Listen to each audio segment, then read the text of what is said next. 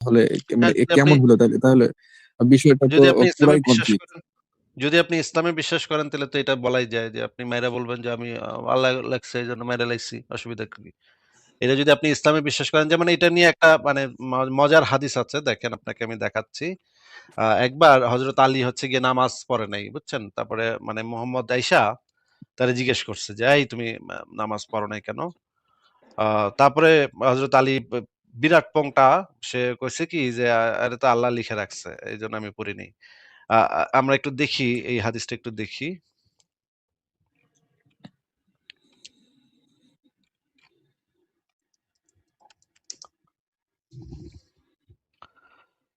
দেখেন আপনি আ